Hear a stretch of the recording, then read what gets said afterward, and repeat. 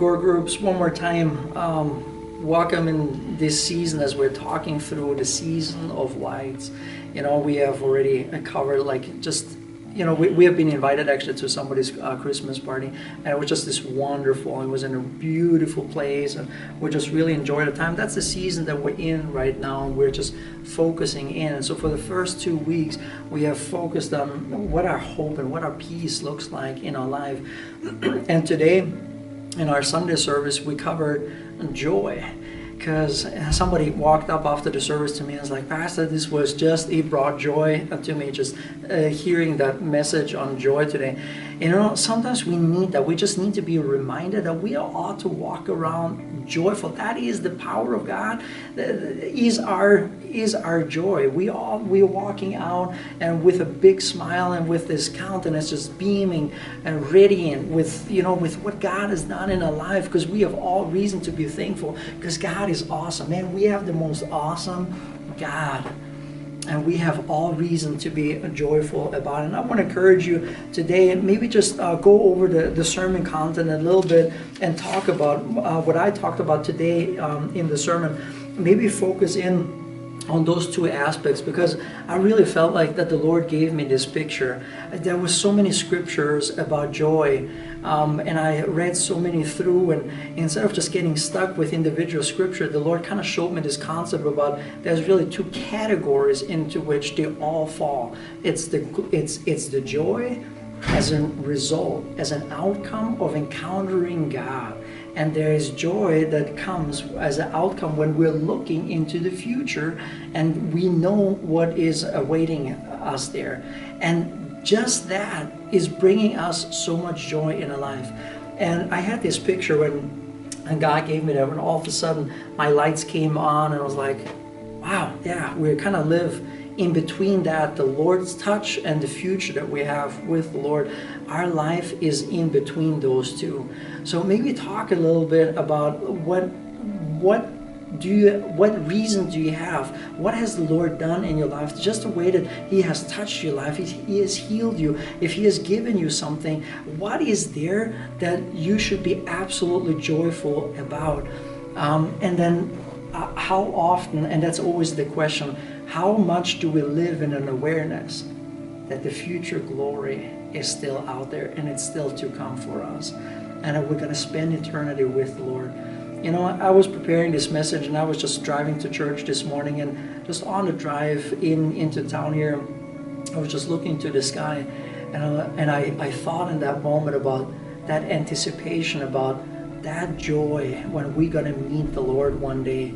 We should live our everyday life with this exuberant joy, because we know what is waiting for us. Our kids can be so excited coming to Christmas. They want to have their presents, and they're so excited coming up with anticipation for Christmas.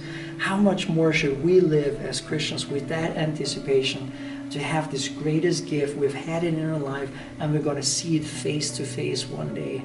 Man, this Lord that has been my shepherd all my life, I'm going to see one day face to face. And it's going to be, awesome. But I want to live every day looking forward to this too. So talk a little bit about that. I gave a couple of scripture. I'm just going to give you one of each.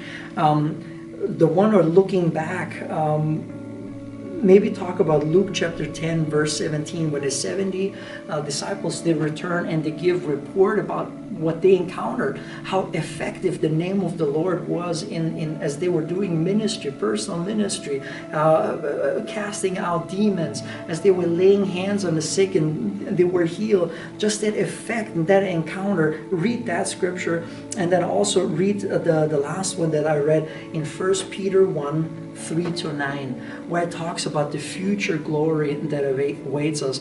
And our life is lived in between the touch of the Lord that we had experienced already, have experienced, should experience almost on a daily basis, and the future glory that awaits us. And how do we live our life?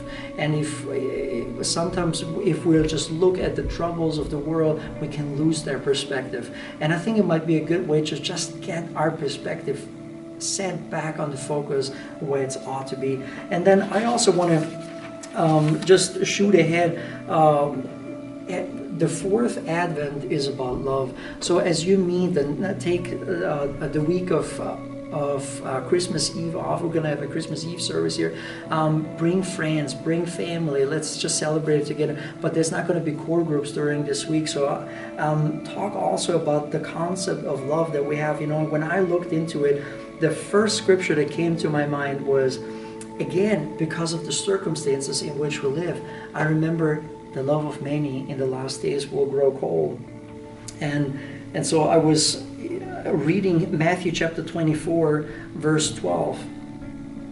I even start in verse 10. It says, "And then many will fall away and betray one another and hate one another. And many false prophets will also rise and lead many astray. And because," listen to this, "because lawlessness will be increased, the love of many will grow cold." You know, that lawlessness, the increase of lawlessness, I think that is part of what we see. We kind of sense it, that it's going on in the government. We kind of sense like it's going on all around us, and everything that the Bible calls evil all of a sudden is exemplified and it's glorified and worshipped somehow, and it feels so upside down. And you look at this state of lawlessness, and I know one thing that happens when you're surrounded with a force or surrounded with stuff that you cannot change is this feeling of hopelessness, or this feeling of indifference. You know, that indifference sets in because you can't change it anyway. You know, everything is just like, let's just lock our doors and not come out anymore, and just being surrounded by family. But the Lord still has a calling for us. But it's so easily, when we're surrounded by such a strong thing from the world, that can happen to us. Sometimes we read this verse and we're like, oh, who made this be? The love of those people will grow cold in this day. But maybe that has happened to us already. Maybe because of all the despair that's going on right now and hopes that are not being realized, maybe we lose passion. Let's maybe put it in those terms. When we don't see what we would hope to see in this world, does that put a stain on our heart? And do we lose passion? Are we not so passionate anymore and doing the passionate things that we did at first, just like the church in Ephesus and Revelation? We ought to feel this love and to live by this love. And if all of this is going on around us, it's sometimes so easy to just live like in a mode of self-preservation. But we as Christians, we should live in joy. We should be leaping with joy.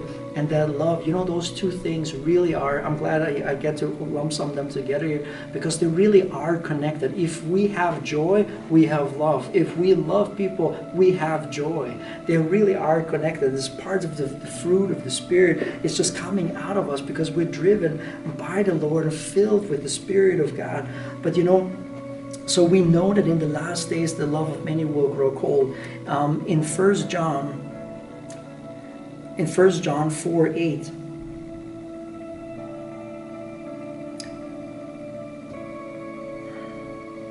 I start in verse 7. It says, "Beloved, let us love one another, for love is from God, and whoever loves has been born of God and knows God. Anyone who does not love, like, wow, sometimes that's mean, you know. I think we all can say that sometimes that could be us. Anyone who does not love does not know God. Like, wow, because if we truly know God, if we live with God every single day, if we know Him, the natural result out of that is that we're going to love people. Because it says that because God is love. God is love. And if we know God, we know His love. And that love is part of us, especially if we know how much He loves us, how He goes after us, how His sweet Spirit is sometimes compelling us to live for the Lord and to abandon everything else in our life. So the love of God is real. You know, in John chapter 3:16, it talks about God so loved the world that He gave His only begotten Son, that no, He doesn't want anyone to perish, but that anyone who believes should have everlasting life. That is our future glory. That's what we walk to. But because God is love, He loved the world so much that He wants everyone who believes in His Son Jesus Christ to be saved. That is what we have. So as you are talking to core groups about just this package deal of joy and love in your life, just think about that in this circumstance in which we live right now. How much have we lost some of that passionate love, and have we neglected something? Did we put things on the back burner? What are we doing right now? Because if we truly know God, it's almost a test of if we know God or not. Because if we know God, there's going to be a lot of love inside of us. So in this Christmas season, as you talk about this joy, where are you at? Has the Lord touched your life? Is there a result coming out of your life to be joyful? Are you living with the focus that one day we will be in heaven together with God our Father and with the Lord that we have loved all of our life? And we should live this life in this love, because if we know God who is love, it affects us, and we have that in our life. And I think those two things, looking at our personal lifestyle, looking at the way that we live, if we have joy and if we have love, is a test of where we're at in our faith, or if we have lost faith, if we focus too much on the world. So just talk about this a little bit. God bless you. We'll see you very soon. Bye.